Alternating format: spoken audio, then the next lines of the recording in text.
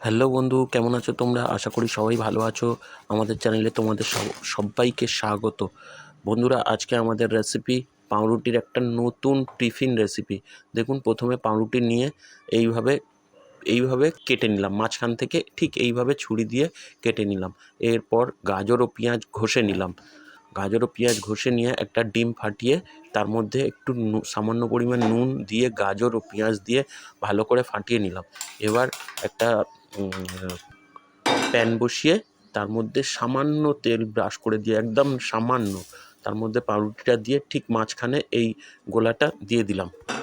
এবার পাউরুটির কাটা অংশটা ওর মধ্যে দিয়ে চেপে দিলাম, দিয়ে উল্টে পাল্টে লাল লাল করে ভেজে নিলাম। দেখুন বন্ধু, আমরা আর একটা ভাজা দেখিয়ে দিলাম। ঠিক এইভাবে কেটে এইভাবে মাঝখানে দিয়ে পাউরুটিটা বসিয়ে দিয়ে উল্টে পাল্টে লাল লাল করে ভেজে নেব।